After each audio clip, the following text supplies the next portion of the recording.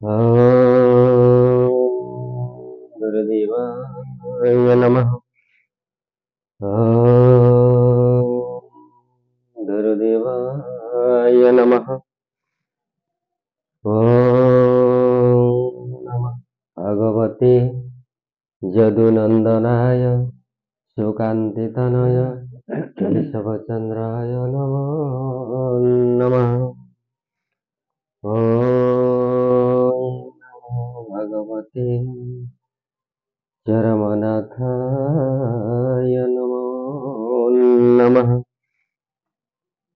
परम कारुणिक परम प्रेममय मोर जीवन देवता श्री श्री गुरुस्वामींकर अभय पाद पद्मरे ए अधम किंचनर शतकोटि भूमिष्ठ प्रणाम। उपस्थित समस्त गुरु भ्राता गुरु भक्तिमान को गुरुस्वामी प्रणाम।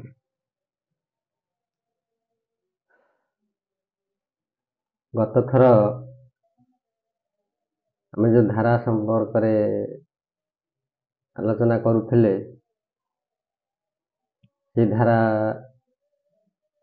संपर्क किसी उपलक्ष्य दि जाइथिला जे कि आम धारा संपर्क आलोचना विशेष कर नथिले केवल उपलक्ष्य दि जाइथिला। आज से धारा संपर्क किसी आलोचना करिबा।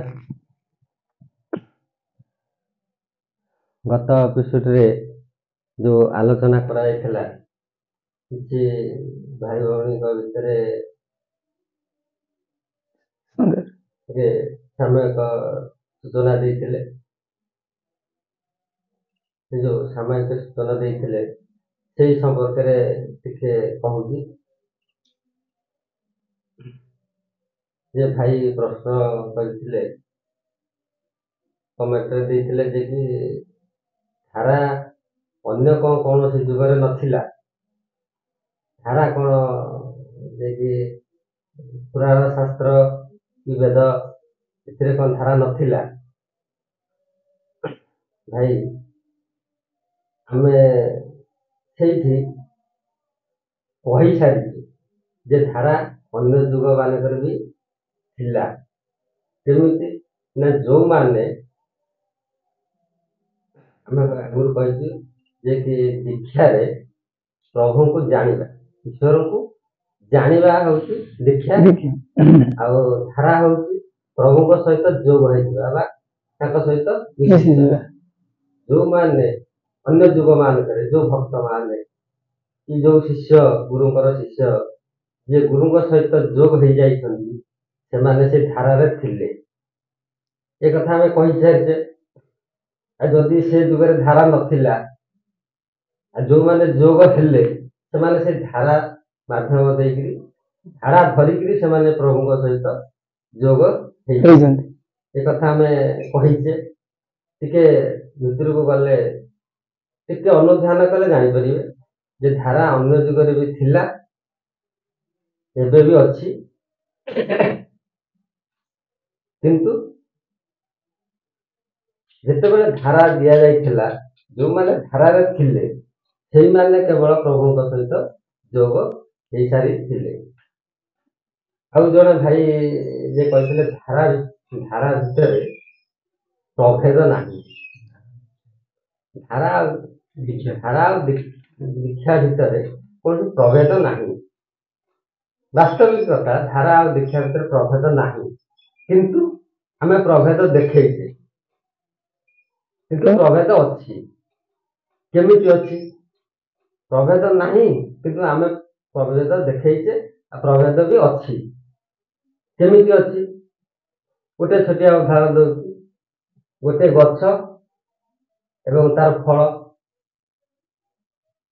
गछ अच्छी माने फल अच्छी आम गोटे फल को देखिले तार गछ को अनुमान कर फलटी यही गछ अच्छी माने फल अच्छी आ फल को देखिले गछ को जानिबा तेणुक यही दृष्टि विचार कले प्रभेद नाही गछ आ फल भितर कौन प्रभेद नाही किंतु प्रभेद केमिति आम देखले गछ जहा फल कौन से ଗଛ ଯାହା ଫଳ କଣ ସେଇଆ।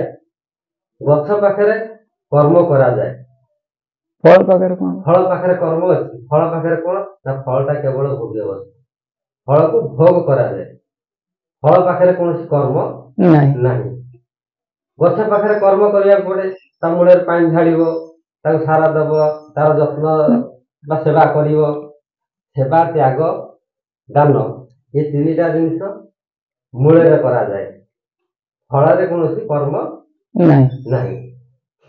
ଏଇ ହଉଛି ପ୍ରଭେଦ। ଆମେ ଏତିକି ଖାଲି ପ୍ରଭେଦ ବୋଲି ଦେଖେଇଲେ। ଆଉ ଯୋଉ ଭାଇ କହିଲେ ଯେ ତମେ କିଛି ଜାଣିନ ଯଦି କହୁଛ କାହିଁକି, ଆମେ ଭାଇ କହିଥିଲେ ପ୍ରକୃତରେ ବାସ୍ତବିକତା ଆମେ କିଛି ଜାଣିନେ।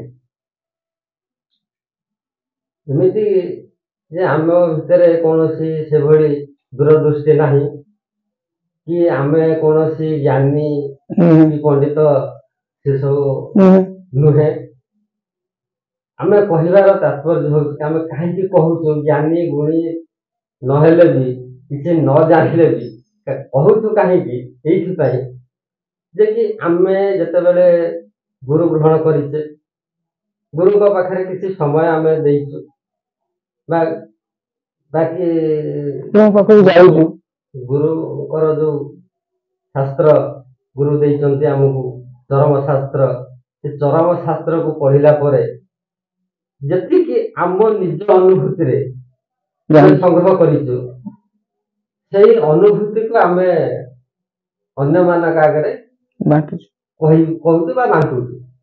ଯେ କି ଏଇଟା ଜଣେ ଗୋଟେ ଦୂରଦୃଷ୍ଟି ନୁହଁ କି ଗୋଟେ ବିଶଦ ଜ୍ଞାନ ବୋଲି ଭାବିବା ଭୁଲ। କିନ୍ତୁ ଆମେ ଯୋଉ କଥା କହୁଛେ ଅତି ସାଧାରଣ କଥା କହୁଛେ, ଯେ କି ଜଣେ ସାଧାରଣ ଭାବ ବା ସାଧାରଣ ଅନୁଭୂତି ଆମ ଭିତର ଏଇ ଜିନିଷ ଯେ କି ଜଣେ ଜ୍ଞାନୀ କି ଜଣେ ଅନନ୍ୟା ଭକ୍ତ ପାଇଁ ଏ ଜ୍ଞାନଟା କାମ ଦବନି। କାହିଁକି ନା ସେମାନେ ବହୁ ଜ୍ଞାନର ଅଧିକାରୀ। ସେମାନଙ୍କୁ ଜଣେ ଅନନ୍ୟା ଭକ୍ତ ପ୍ରଭୁଙ୍କର ଯିଏ ଠାକୁରଙ୍କର ଅଛନ୍ତି, ସେମାନଙ୍କର ଏ ଜ୍ଞାନ କାମ ଦବନି। ଏଇ ଯୋଉ ଆମେ ଯୋଉ କଥା କହୁଛେ, ଜଣେ ସାଧାରଣ ଭାଇ ଭଉଣୀଙ୍କ ପାଇଁ ଏଇଟା ଉଦ୍ଦିଷ୍ଟ। ଯେ କି ଜଣେ ସାଧାରଣ ଭାଇ ଭଉଣୀ ମାନେ ଅଛନ୍ତି, ସେମାନେ ଧାରା ନେଇଯାଇଛନ୍ତି, କିନ୍ତୁ ଧାରା ବିଷୟରେ କିଛି ଜ୍ଞାନ ନାହିଁ, ଧାରା ବିଷୟରେ କିଛି ଜାଣି ପାରୁନାହାନ୍ତି, କି ଗୁରୁ ଗ୍ରହଣ କରିଛନ୍ତି, ଗୁରୁଙ୍କ ବିଷୟରେ ସେମାନଙ୍କର କିଛି ଧାରଣା ରହୁନି, ଜାଣିନାହାନ୍ତି। ଏଇ କି ସତ୍ସଙ୍ଗରେ ବସୁନାହାନ୍ତି, କି ଧାରା ଯୋଉ ମାଧ୍ୟମ ଦେଇକିରି ଧାରା ବିଷୟରେ ତ କିଛି ଜାଣିନାହାନ୍ତି, ଶାଖାକୁ ଆସୁନାହାନ୍ତି। କିନ୍ତୁ ସେଇମାନଙ୍କ ପାଇଁ ଆମେ ଏଇ କଥାଟି କହୁଛୁ, ଯୋଉ ସାଧାରଣ ଭାଇ ଭଉଣୀ ମାନେ ଏ ଜିନିଷଟାକୁ ଗ୍ରହଣ କଲେ ସେ ଧର୍ମଧାରା ଭିତରକୁ ଆସିବେ, କି ଗୁରୁଙ୍କ ଟିକେ ଗୁରୁଙ୍କ ଆଡକୁ ଟିକେ ଅଭିମୁଖୀ ହେବେ। ସେଇ ଉଦ୍ଦେଶ୍ୟରେ ଆମର ଏ ପ୍ରୟାସଟା ଜାରି ରହିଛି। ନହେଲେ ଅନ୍ୟ କିଛି ନୁହେଁ କି କାହାକୁ ଆମେ ଜ୍ଞାନ କାହାକୁ ଶିକ୍ଷା ଦବା କି ଜ୍ଞାନ ବାଣ୍ଟିବା ଜଗତ ପାଇଁ, ସେସବୁ ଉଦ୍ଦେଶ୍ୟ ଆମର ନୁହଁ। ଯାହା ହଉ ଭାଇମାନେ ଯୋଉ ଭାଇମାନେ କମେଣ୍ଟ କରିଛନ୍ତି ସେମାନଙ୍କୁ ଧନ୍ୟବାଦ ଆମେ ଦଉଛୁ। ଯେ କି ଯଦି ଆପଣ ମାନେ ଏଇ ଯୋଉ କିଞ୍ଚିତ ଭୁଲକୁ ଯଦି ନ ବାଛିବେ, ତାହେଲେ ଆମେ ବି ଭୁଲରେ ରହିଯିବୁ। କି କିଛି କଥା ଯଦି ଆମ ଭିତରେ କିଛି ଭୁଲ ରହୁଛି, ତାକୁ ନିଶ୍ଚିତ ଭାବରେ ଆମକୁ ପ୍ରକାଶ କରନ୍ତୁ, ନହେଲେ ଆମେ ବି ଭୁଲରେ ରହିଯିବୁ। ଆମେ ଯେ ସମ୍ପୂର୍ଣ୍ଣ ଠିକ ଆମେ ସେଟା କହିପାରିବାନି ନା, ଯେ ଆମ ଭିତରେ ବି ଭୁଲ ଅଛି, ଭୁଲ କଥା ବି କହିଦେଇ ପାରୁ,